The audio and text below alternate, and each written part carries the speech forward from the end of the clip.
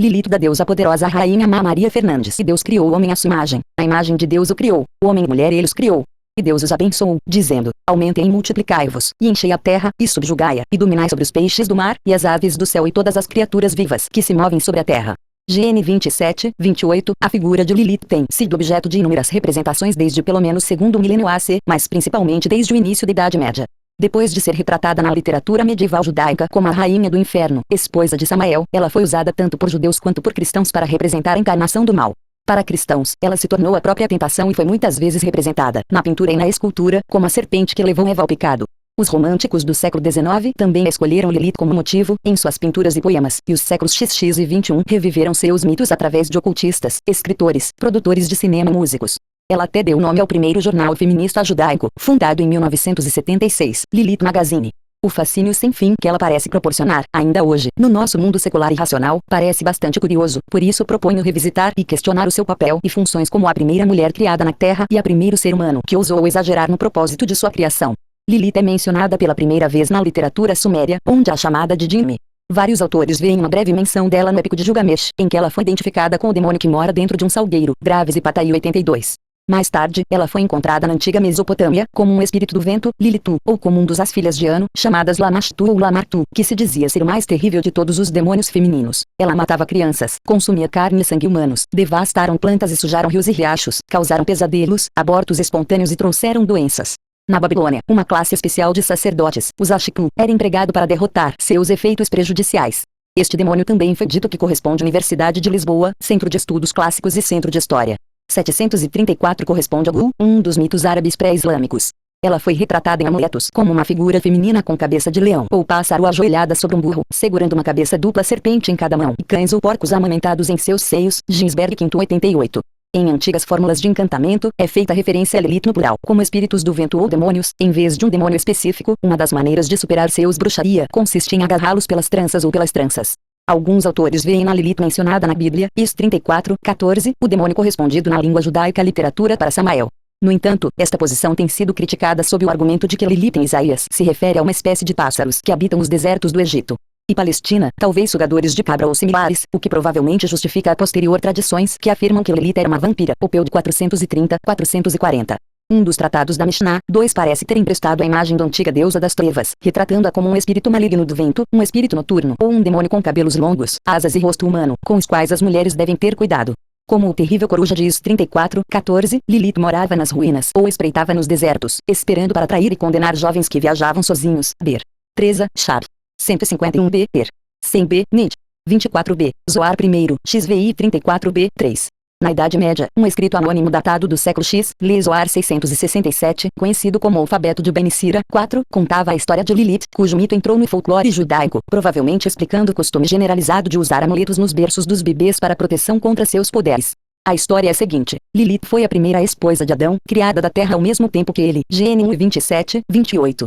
Eles vieram para brigar sobre a maneira de sua relação sexual, porque Adão recusou-se a deitar-se debaixo dela, dizendo que ela só cabia estar na posição inferior, pois ele seria o superior. Lilith não aceitou tal afirmação e lembrou-lhe que ambos foram criados em ao mesmo tempo, do mesmo material, e nenhum deveria ser superior ao outro. No entanto, o marido não quis ouvir e insistiu na sua superioridade sobre ela. Lilith estava extremamente zangada. Em sua raiva, ela pronunciou o nome inefável e voou no ar. Adão voltou-se para Deus, reclamando do comportamento dela e perguntou ele para trazê-la de volta para ele, e o Senhor obedeceu, enviando 3 anjos atrás dela. Gus, de onde vem a palavra moderna Gul, eram seres sobrenaturais que eram canibais. A mulher Gul se punha a viajar e muitas vezes aparecia para os homens no deserto e ocasionalmente se prostituía. Ela mesma para eles, Sikhs 84. 2 Compilação hebraica contendo as tradições orais dos sábios sobre as regras normativas do Pentateuco, datada cerca de 200 DC. 3 As obras citadas são tratados da Mishnah, Berakot, 1ª divisão, Shabbat e Erubim, 2ª divisão, e Nida, 6ª divisão. Eles podem ser encontrados online na versão reformatada do Sonsi no Talmud. O Zohar é um escrito cabalístico que se tornou conhecido no final do século XIII. Atribuído a Moses de Leon e considerado por G. Scholem como uma das produções mais notáveis da literatura mística judaica, leis grandes courantes de Lamestic e Juíve 219, 220. Usei a edição de Motzik, 1981. Uma versão pode ser encontrada online em 4 Alfabeto de Sirash. ND, acessado abril de 2002. 735 Eles a alcançaram no Egito, no Mar Vermelho, morada de demônios, e insistiu para que ela voltasse. Ela se recusou a voltar e os anjos a ameaçaram de que se ela não voltasse, eles a afogariam. Mesmo assim, ela teimosamente ficou com ela a decisão e declarou que preferia receber essa punição do que voltar para Adão e que ela foi criada para prejudicar bebês recém-nascidos. No entanto, ela fez um juramento em nome do Senhor, que sempre que ela visse a imagem ou os nomes daqueles 3 anjos em um amuleto, ela perderia o poder sobre a criança. Então os anjos voltaram para Deus de mãos vazias, e Deus teve que criar outra mulher para Arão, mas desta vez ele a fez com uma das costelas do homem, certamente para evitar mais mal-entendidos ou disputas, entregando-se assim aos seus sentimentos de supremacia sobre a esposa. Na maioria dos autores que contam esta história, ao contrário do texto do alfabeto publicamente disponível, os anjos ameaçam matar 100 das crianças demoníacas. Lilith aborrecia todos os dias. Isto poderia ser explicado pela existência de revisões posteriores daquele obra, que era conhecida na Europa no século XI e incluía a descrição de uma relação sexual entre Lilith e um grande demônio, que foi mais tarde identificado como Samael, DN 1740. Graves, 82, sugere que esta lenda traz vestígios de que Lilith era uma antiga deusa da fertilidade, e Ginsberg, V 65, 68, comenta que a Lilith de Benicira funde-se com os relatos anteriores dela como um demônio antigo, que matou crianças e mulheres em perigo durante o parto, esta versão posterior do mito tendo muitos paralelos na literatura cristã dos períodos bizantino e posterior. Desenvolvimentos desta lenda são encontrados em escritos cabalísticos, nomeadamente no Tratado sobre a Emanação Esquerda, de R. Isaac Cohen, e no Zohar, onde Lilith tornou-se a esposa de Samael, o anjo da morte, daí a rainha das trevas, mãe dos ventos e dos demônios. É interessante observar que, após a sua fuga de paraíso, o judaísmo cabalístico transformou Lilith em um demônio poderoso, com algumas características curiosas que a colocam muito perto de Deus. Considerando os dois lados de Deus, rigor e misericórdia, e o equilíbrio que deve existir entre eles, os cabalistas hipostasiaram a presença do Senhor, chamando-a de Shekinah, o traço feminino de Deus. Lilith é concebido como a contra-imagem da Shekinah, enquanto esta última é mãe de Metatron, o maior poder do mundo angelical. Lilith é a mãe de Samael demônios. Às vezes, por causa dos pecados de Israel, a Shekinah cai nas mãos do outro lado, seu lado negro, em que o rigor prevalece sobre a misericórdia, e sempre que isso acontece, Lilith recebe um influxo de vida em seu lugar. Scholem 163, 169. Uma vez que este mito foi concebido para sublinhar a autoridade do patriarca na cultura judaica, gostaria agora de examinar brevemente as relações entre homens e mulheres em tempos bíblicos. É sabido, como observa Kavashima, 22, embora sublinhando imagens diferentes e complexas dadas na Bíblia sobre a situação das mulheres na família israelita, que no sistema jurídico bíblico as mulheres quase não possuíam direitos e, no que diz respeito às relações sexuais, estas eram legais apenas sob a bênção do casamento, enquanto o poder de consentimento residia em seu pai, uma vez casados, no marido. Os casamentos eram geralmente arranjados entre 736 dos pais dos jovens casais, e o amor não era claramente um motivo relevante para que tal aliança aconteça. No entanto, esperava-se que marido e mulher não apenas compartilhassem suas vidas de acordo com a Torá, mas eles eram obrigados a ser amigos, cúmplices e compartilham um vínculo íntimo de confiança e respeito, bem como de atenção uns pelos outros, necessidades e gostos. Um bom exemplo disso pode ser encontrado no filme Figueiredo no Telhado, onde o marido, a certa altura, ousa perguntar à esposa de meia-idade se ela o ama. A questão é tão incomum que a esposa simplesmente a descarta com "você é um idiota". Somente quando ele insiste mais seriamente é que ela entende que ele realmente quer dizer isso e começa a refletir sobre a questão. Ela então faz uma descrição como foi a vida deles durante 25 anos. Lavei suas roupas, cozinhei suas refeições, limpar sua casa, dar-lhe filhos e mais uma vez mostra sua surpresa diante de uma indagação tão inédita. Depois de 25 anos, por que falar sobre amor agora? Portanto, definitivamente, o amor não era um problema quando se tratava de casamento, ou melhor, o pensamento, a ideia de amor não estava presente, quase parecia ser uma esquisitice. Quando se tratava de prática, porém, muitas vezes provava ser capital, e este casal judeu chegará exatamente a esta conclusão. Voltando ao nosso casal, o marido, que está enfrentando algumas decisões difíceis sobre o casamento de sua própria filha, pressiona sua esposa a responder sua pergunta, e ela explode: "Sou sua esposa." Como se essa afirmação pudesse resolver a questão. Mais uma vez, o marido, pacientemente, insiste para que ela lhe responda, e mais uma vez ela tem que fazer um emote de levar a sério: "Eu amo."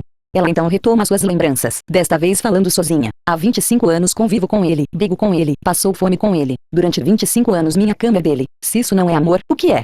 E conclui, pensativo: "Suponho que sim." "Então suponho que também te amo", o marido finalmente afirma. A conclusão a que ambos chegaram testemunha o pequeno pensamento que foi dado a tais ninharias aparentes. A Haggadah Rabínica R5 está repleta de histórias e exemplos de casais que vieram para os rabinos pedindo ajuda e conselhos, mostrando que sua preocupação em manter o seu casamento em boa harmonia ia muito além do Mivar 6 da procriação. Em no Midrash Shira Shirin Rabba, por exemplo, conta-se a história de um casal que viveram juntos durante 10 anos sem terem filhos, o que claramente foi um grande problema e geralmente levava ao divórcio. Em vez disso, os dois cônjuges estavam tão apegados um ao outro que não podiam se separar, e a história enfatiza o valor do amor entre eles e as ações que tomaram para manter o relacionamento, mesmo com aquela séria deficiência que eles não sabiam se acabariam superar. Atmon 23, 24. O Talmud, na verdade, realça o papel da esposa em uma parceria conjugal boa e sólida e dá importância primordial ao relacionamento sexual entre os casais. A Halakha determinou que o relacionamento íntimo entre marido e mulher 5 da raiz hebraica Nagad, dizer, um dos dois componentes primários da tradição rabínica, o outro sendo a Halakha, geralmente traduzido como Lei Judaica Aval de 454. 6. Mandamento de Deus. 737 deveria acontecer apenas por consentimento mútuo. Um homem está proibido de obrigar sua esposa à obrigação conjugal. Quem obrigar sua mulher à obrigação conjugal terá filhos indignos. 100b.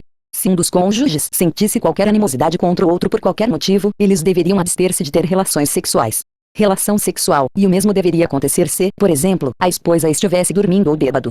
Este princípio, ditado pelo simples bom senso, certamente foi concebido para aqueles casos em que o marido pode sentir que pode usar a esposa como objeto de próprio, para ele brincar ou usar quando quiser. Era a maneira de garantir que a esposa receberia a mesma consideração que seu marido achava que merecia, e trouxe ao mesmo nível que ele, concedendo-lhe o direito de negar as suas carícias a um marido insistente que pode não respeitar o seu humor particular num determinado momento. Isto permite-nos considerar que os rabinos repudiaram a ideia partilhada por muitos homens, então como ainda hoje, da superioridade dos homens sobre as suas esposas, pelo menos nesta questão específica. Pode-se então apoiar a afirmação de Lilith em sua famosa discussão com Adão, quando ela sente que não é justo que ele imponha como regulamento legítimo o exato maneira que devem agir quando têm relações sexuais. É claro que estamos aqui diante de uma questão de orgulho. A história clássica contada às crianças sobre a queda da humanidade ensina que o homem foi louco o suficiente para tentar igualar-se ao seu Criador, embora a maior culpa recaia sobre a mulher que o seduziu a fazê-lo, o orgulho sendo a isca, o desejo de ser como Deus, tão poderoso e sábio como ele era. No caso de Lilith e Adão, o orgulho e a autoestima levaram ao caos. Adão afirmou sem rodeios que ele era superior a Lilith e que ela deveria submeter-se a ele. Ela ficou magoada com a arrogância dele, sendo igualmente vaidosa, por ambos foram feitos da mesma maneira, pelo mesmo artesão, simplesmente se recusaram a cumprir suas leis, já que ela não poderia reconhecê-lo nenhuma autoridade que justificasse suas reivindicações. Se ele tivesse sido inteligente o suficiente para pedir-lhe que o agradasse, declarando suas preferências e implorando para que ela brincasse de acordo com o gosto dele, de vez em quando levando em consideração pelo que ela gostava, ele talvez conseguisse mantê-la ao seu lado. Tal como foi, a sua intolerância deu lugar a uma situação maligna com graves consequências para a humanidade. Na verdade, Lilith ficou tão irritada com o marido cabeça dura que ousou falar o nome do Senhor, o nome inesável, conforme registrado nos contos que conte-nos a história. Isto nos mostra que, no início, o nome poderia ser pronunciada, pelo menos em circunstâncias excepcionais. No entanto, não a ajudou em nada de seu Criador, então ela escolheu partir, para nunca mais voltar. É estranho que ela tenha escolhido tal caminho. Foi Adão quem primeiro afirmou sua superioridade sobre ela, agora, o Senhor não lhe deu permissão para fazer isso. Então, e era ele quem claramente tentava submetê-la à sua vontade. Então ele parecia estar aquele que precisava de uma reprimenda, para que pudesse cair em si. Porque ela não expulsá-lo do paraíso, até que ele o fizesse. Ela provavelmente sentiu que ele estava sendo injusto e ela ficou ofendida, pois obviamente o amor dele por ela não era suficiente para que ele entendesse que ele estava prejudicando. Quando ela percebeu isso, ela sentiu que não poderia viver 738 por toda a eternidade com alguém que não a apreciava como ela merecia, e como ele deveria, pois ele foi criado para ela, assim como ela para ele. Por que ela não pediu ao Senhor para ser o juiz entre eles? Há mais de uma resposta para este enigma. Primeiro, o Senhor não é uma mulher, e ela pode ter temia que ele pudesse participar da festa do homem dela. Em segundo lugar, talvez ela tenha ficado tão magoada a atitude de Adão de que ela não suportava a ideia de tê-lo em sua vida depois de tal demonstração de desrespeito para com ela. Finalmente, e este foi talvez o mais importante razão, ela deve ter sentido que seu Criador havia falhado com ela. Porque ele não foi sua defesa, porque ele não repreendeu seu marido presunçoso por querer subjugar ela, não havia estabelecido regras claras para ambos, de modo que ninguém sequer pense em tentar superar o outro. Como poderia o Deus da justiça suportar observá-la? Marido tenta forçá-la e humilhá-la, e não interferir em seu nome. Foi isso que desencadeou a rebelião de Lilith contra o Senhor e foi isso que fez com que ela decidisse ir embora. Estranhamente, observamos que ela não simplesmente foi embora, ela voou para longe e Adão não foi em sua perseguição. Poderíamos perguntar por que não, já que uma história mostra claramente que ele a queria de volta a todo custo. Aparentemente ele não poderia, caso contrário, ele teria. Em vez disso, ele se volta para Deus e reclama: soberano do universo, a mulher que você me deu fugiu. O fato de Adão ter exigido a intervenção de Deus em vez de perseguir Lilith nos dá, portanto, uma informação interessante. Ao contrário de Lilith, ele não poderia voar. Isto parece impossível, uma vez que foram feitos do mesmo pó, da mesma maneira, e ambos eram iguais. O que causou a diferença, então? Podemos inferir que a pronúncia do nome Merkab deu a Lilith o poder que ela precisava para fazer isso, e da mesma forma podemos concluir que o homem poderia ter feito o mesmo para ir atrás dela. No entanto, ele não o fez, mas perturbou Deus em sua angústia. Isso significa que a ação de Lilith foi ousada e imprudente, e ela cruzou um limite que estava não era para isso, o mesmo foi colocado em palavras no segundo mandamento dado a Moisés: não tomarás o nome do Senhor teu Deus em vão, porque o Senhor não tenhas por inocente aquele que toma o seu nome em vão. Ex 20,7. A imprudência de Lilith é dupla. Suas asas simbolizam seu animalismo, mas, por outro lado, elas representam para conhecimento e elevação moral. Biton 118. De qualquer forma, Lilith se afastou tanto do alcance de Deus, tanto na distância e por meio de seus atos, que ele não a convocou ou se dirigiu diretamente, como ele fez isso quando conversou com Adão ou, mais tarde, com Eva, mas enviou 3 de seus anjos para trazê-la de volta. Mais uma vez, podemos perguntar por que Deus aceitou trazer Lilith de volta ao paraíso, depois de ela ter fugido tão desafiadoramente, fazendo mau uso do nome dele. Foi ele esperando que ela se arrependesse de sua sedição para com seu Deus e desejasse perdoá-la e tê-la de volta sob sua proteção? Ele estava com pena de Arão, vendo ele perdido e solitário sem sua companheira. Ou ele estava apenas chateado porque sua criação provou ser mais independente ou autoconfiante do que jamais havia previsto? E eu tenho ainda outra pergunta. Era a alma gêmea de Lilith Adão, ou melhor, seu corpo gêmeo? A primeira intenção de Deus parecia ser esta, segundo Gn 2:24, e eles tornar-se uma só carne. Na verdade, desta forma Adão parece ter sentido isso, pois o argumento 739 o comentário era sobre a posição que ele preferia no momento do acasalamento, e só depois ele trouxe à tona sua questão de superioridade. O fato é que quando os anjos alcançam Lilith, ela já está fora de alcance, tanto quanto o paraíso e o céu estão em causa. A ameaça dos anjos de afogá-la é nula, e de fato ela entende isso. Parecia improvável que eles ousassem destruir a criação de Deus. Se, então, considerarmos as versões posteriores do mito, nas quais os anjos a ameaçam com a morte de seus filhos, inferimos que ela já passou para o acusador, Samael, e que ela carrega a multidão de seus filhos, os ventos e demônios que assombram o mundo.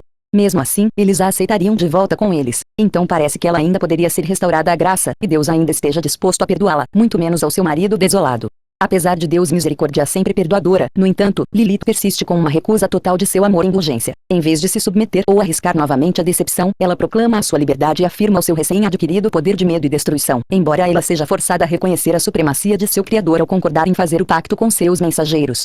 Personificando uma projeção ou reificação dos medos e desejos humanos, Lilith parecia, até muito recentemente, uma criatura maligna e desenfreada cujo único objetivo é o terror e destruição. Mais do que isso, ela residiu no imaginário coletivo como o protótipo da sujeira e da indecência, Beaton 114. Pode-se dizer que foi porque sua história foi escrita por homens, com o objetivo virtuoso de educar as mulheres. Um exemplo perfeito encontra-se num dos poemas de Victor Hugo, onde a história que conhecemos passa a ser revertido e Lilith é uma pária sombria, rejeitada por Adão devido à sua teimosia briguenta e orgulhosa enviada por ele para uma nuvem escura de sombra e sonho, onde ela se tornou um espectro noturno. Mulheres. L'homme est Leroy, Tremblés, et songes bien sombria Lilith, nascida avant Eve, Adão la renvoie dans l'ombre et dans le rêve, Lilith repudia est um espectro de noite. Lilith est orgueil, la querelle et le bruit, elle roule jamais dans la nuit et Noël. 7. Tivemos que esperar até o século XIX, quando as emoções dominaram a razão e as razões do coração estavam acima de qualquer outra razão, para olhar para uma diferente imagem de Lilith. Ela continua sombria, é verdade, ela é traiçoeira, um poder de submundo, mas ela tem novos recursos que haviam sido esquecidos. Ela é lamentável, e sua tristeza e miséria são cantadas, junto com suas teias de engano. Ela é linda à linda medida, seu cabelo comprido sendo um de seus atributos mais sexy. Ela se insinua nas mentes e desperta sentimentos profundos de paixão e até de amor, a arma definitiva de Deus. Aí podemos observar a estreita semelhança entre o Senhor e a mulher que ele criou, na verdade a sua imagem, sem sonhar que ela um dia iria insultá-lo e proclamar sua liberdade ilimitada. 8. 7. La fin de Satã. Etzel, 1886. 8. Alguns exemplos são poemas de D.G. Rousset e R. Browning, bem como pinturas de Rousset e John Collier. 740 de uma deusa etiológica, simbolizando a violência da natureza e dos poderes elementares que produzem correntes de ar, doenças e todos os tipos de males que afligem a humanidade. Lilith tornou-se um espírito puro, concebido por Deus para ser a mãe de homens que, por orgulho e arrogância, acabaram por ser a mãe dos demônios em vez disso, um símbolo de perversão sexual e um temível poder das trevas. Poder é a palavra-chave aqui. Lilith tinha de fato uma quantidade incomum de poder, primeiro como esposa de um homem, depois como um ser independente que ousou dizer não a ele parceiro e ao seu criador e, em última análise, como companheiro do oponente de Deus, a rainha do pavor que espalhou terror e miséria pelo mundo. Contanto que ela continuou varrendo a vida, isto é, matando bebês recém-nascidos e condenando as almas de homens descuidados, o anjo da morte concedeu-lhe domínio sobre toda a terra sem impedimentos. Ela era dona de seus próprios atos e decisões com uma pequena exceção daquele antigo pacto que ela havia feito uma vez com os mensageiros de Deus. O amor não correspondido, tanto do marido quanto do Criador, foi o que levou Lilith a agir como agiu, e a medida de sua maldade só foi igualada por a medida de sua angústia quando sentiu que eles haviam falhado com ela.